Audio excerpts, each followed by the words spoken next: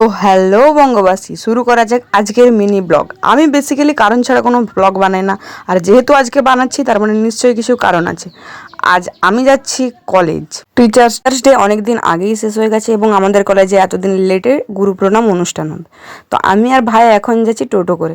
আর হ্যাঁ, সবাই ভাবছে শাড়ি পরে সেজে গুজে, যেহেতু এইটার আগে আমিও হাসাহাসি করতাম টিচার ডেতে শাড়ি পরে গেলে, কিন্তু কিছু করার নেই, আমাকে যেতেই হচ্ছে। সেখানে আমাকে বাস ধরে এখানে আসতে হচ্ছে, যেহেতু বাসে ভিড় ছিল তাই আমি ভিডিও বানাতে পারিনি। এখন আমি যাচ্ছি স্টেশন, আর আমাকে অনেক জার্নি করে এখানে যেতে হয়।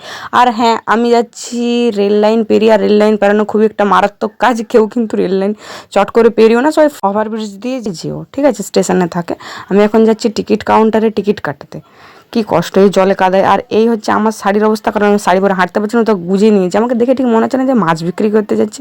আর এখন আমি ওয়েট করছি ট্রেন আসার জন্য। আর ট্রেন অনেকটা লেটে ছিল, প্রায় 40 মিনিট মতো লেট করে ট্রেনটা ছিল। তারপর অনেক কাঠখড় পুড়িয়ে আমি আপাতত অনেক কষ্টে মেদিনীপুরে এসেছিলাম। তারপর এই বান্ধবীগণের সাথে দেখা। আর এবার আমি কলেজে, মানে এটা আমাদের অ্যাকচুয়ালি স্টাডি সেন্টার, এখানে আমরা পড়তে এসেছি। আর যেসব ব্যক্তিদের মনে হয় যে আমি পড়াশুনো ত্যাগ করে দিচ্ছি, তাদের উদ্দেশ্যে না, আমি পড়াশুনো ত্যাগ করিনি। হ্যাঁ, হয়তো আমি ভিডিও বানাই যেটা আমার ভালো লাগে, কিন্তু পড়াশুনো আমি ত্যাগ করিনি। আর এই হচ্ছে আজকের আমাদের সেলিব্রেশন রুম, যেটাকে অলরেডি যারা দায়িত্ব নিয়েছিল তারা এসে সাজাতে লেগে গেছে। আর আমরা আসছি, অনেক দূর থেকে আসতে হয়েছে যেহেতু, সেহেতু আমাদের একটু লেট হয়েছে। আর হ্যাঁ, আমারও অবশ্য দায়িত্ব ছিল, সেটা তোমরা নিশ্চয়ই বুঝতে পারছো আমার কী দায়িত্ব ছিল। আমারও দায়িত্ব ছিল যে এইটা অনুষ্ঠানের একটা ভিডিও বানিয়ে দেয়া। তো আমি যেটা করে দিয়েছি, ভিডিও বানিয়ে একটা গ্রুপে দিয়ে দিয়েছি অলরেডি। তো যেটা আমার দায়িত্ব ছিল আমি সেটা একদম ঠিকঠাক করে দিয়েছি। বাকি এই হলো আমাদের ছোটোখাটো গুরু প্রণামের জন্য আয়োজন, কিছু সামান্য আয়োজন, যেটা আমাদের সব ছাত্রছাত্রী মিলে করেছে। তাদের মধ্যে কিছু ব্যক্তি একটু বেশি করে দায়িত্ব নিয়েছে।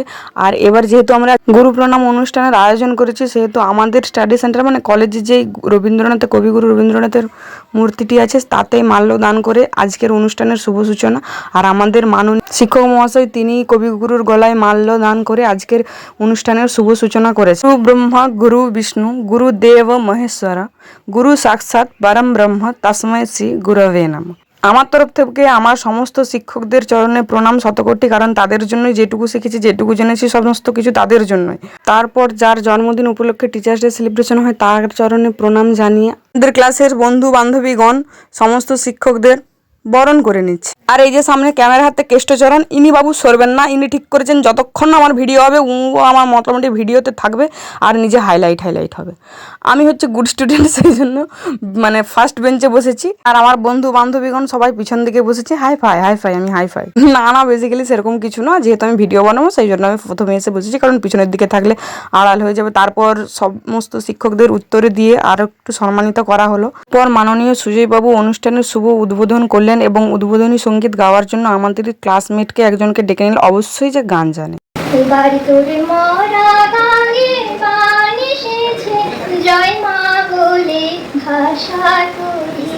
পুরো গানটা শোনাতে পারলাম না, তার জন্য আমি খুবই দুঃখিত। তারপর একে এক সব শিক্ষক মহাশয়রা আসলেন এবং নিজেদের বক্তব্য রাখলেন। আমাদের শিক্ষাদান করে আমাদের টিচার হতে পেরে তারা খুব আপ্লুত। যেহেতু ভিডিও করার জন্য আমি আমার ফোনটা দিয়েছিলাম, তো তাই জন্য আমি গণেশের দিক থেকে চোখটা সরাতেই পারছিলাম যে আমার ফোনটা কোন অ্যাঙ্গেলে ঘোরাচ্ছে। আর তোমরা দেখতেই পাচ্ছ যে এখানে ছাত্রের থেকে ছাত্রীর সংখ্যাই বেশি। আমার মনে হয় শিক্ষকদের সম্মান দেওয়ার জন্য একটা দিন যথেষ্ট নয়, সারা বছর সারা জীবনই শিক্ষকদের আমরা সম্মান করতে পারি।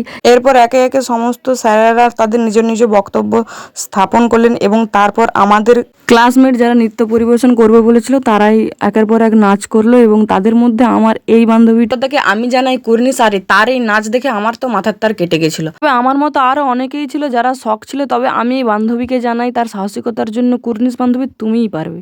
তারপর আমাদের মধ্যে সুজয়বাবু ছিলেন, যিনি তার নিজস্ব কণ্ঠে আমাদের একটি গান উপহার দেন।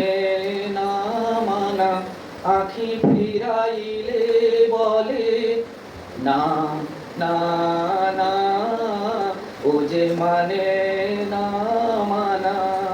এখন যে ঠেলাঠেলিটা হচ্ছে, এটা হচ্ছে স্যারেদেরকে ঘিরে সেলফি তোলার ভিড়, ঢল নেমেছে পুরো। আর আমি এখন এখান থেকে পেয়েছি এই বেলুনটা, কারণ বেলুন আমার খুব পছন্দ, সেই জন্য এটা আমি ক্যারি করে নিয়েছি। এই বেলুন আর টিচার্স ডে থেকে পেয়েছি আমি জল। আর আমার চোখটা ঘুরছে অন্যদিকে। এখন যে এই হুড়োহুড়ি ফাটাফাটি বিশ্বযুদ্ধের মতো, এইটা হচ্ছে ফুলের তোড়া নিয়ে পোজ দিয়ে ছবি তোলার জন্য ঢল। আর আমার নজরটা ছিল কোন দিকে বলেছিলাম না? হ্যাঁ ঠিক এই দিকেই ছিল আমার নজরটা, কখন থেকে যে কখন আমি এই প্যাকেটটা হাতে পাবো ভাই এটা। তারপরে আমরা নিচেকে চলে আসি এবং আজকের মতো আমাদের কলেজের দিন আজকে এখানেই শেষ। বেরিয়ে আমি হাইলাইট করলাম আমার কলেজের নামটা। আশা করি তোমরা সবাই বুঝে গেছো আমি কোন কলেজে এখন স্টাডি সেন্টারে পড়তে যাই। তারপর আমরা এখানেই কলেজের সামনে আসলাম এই দোকানটাতে। এই দিদিটা খুব ভালো পাপড়ি চাট বানায় আর আমার পাপড়ি চাট খুব ভালো লাগে। তারপর আমি বাস স্ট্যান্ডে এসেছি, কারণ এখন আমি বাসে যাবো এখন, কারণ ট্রেন ছিল না। আর সত্যি কথা বলতে কি উইদাউট ফিল্টার ঠিক আমাদেরকে এইরকমই লাগে, আমাদের নয় সমস্ত মেয়েদেরই এরকম লাগে। তো সত্যি কথাটা বলে দিলাম। এখন আমি বাসে আছি, এবার বাড়ি চলে যাব। আর পাশের বাসে একটা ছেলে ছিল যেটাকেই আমি দেখছিলাম। তো চলো টাটা, আজকের ব্লগটা এখানেই শেষ করছি। যদি ভালো লাগে লাইক কমেন্ট শেয়ার করে দিও, আর ব্লগটা কেমন হয়েছে জানিও। তো চলো টাটা, সবাই ভালো থেকো।